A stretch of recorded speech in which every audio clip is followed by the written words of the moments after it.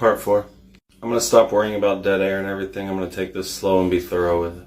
So he told the churches, to them that overcame, he would give them power over the nations, and they should rule them with a rod of iron. As the vessels of a potter shall they be broken to shivers, even as I received of my Father. The wrath of the Lamb came on Judea, it came on the Jews. But what was the wrath of the Lamb? It was the iron kingdom. If you read Joel, it talks about on the great day of the Lord that a heathen army would come, and they were the greatest army that had ever been on the face of the earth, and they walked in a straight line and did not fall on each other's swords. Because the wrath of the Lamb would be just like Nebuchadnezzar back in the day. In Jeremiah, he said he sent Nebuchadnezzar, his servant, to destroy Israel and lead them into captivity for 70 years. It would be a heathen army. This is the iron kingdom, the rod of iron, Rome.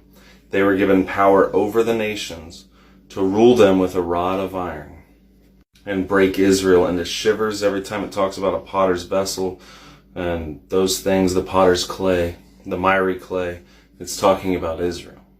The other kingdoms were called iron and brass and everything. But whenever Israel mingled themselves together, they were called the children of earth.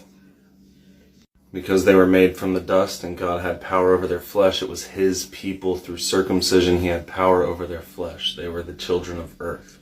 Then he said, and he would give them the morning star. He that hath an ear, let him hear what the Spirit saith unto the churches.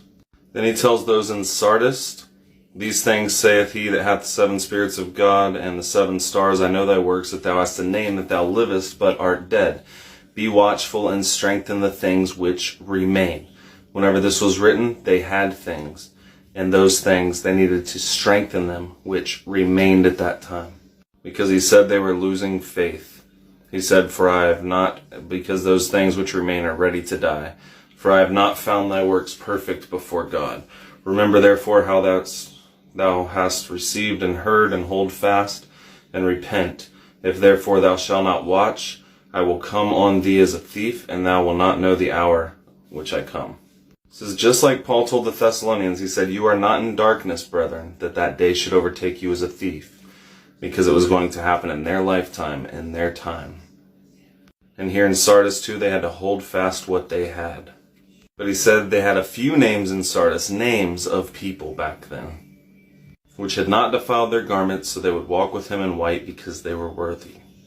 So he said, he that overcometh, the same shall be clothed in white raiment, and I will not blot his name out of the book of life, but I will confess his name before my Father and before his angels. And again, he that hath an ear, let him hear what the Spirit says to the churches. Stay tuned.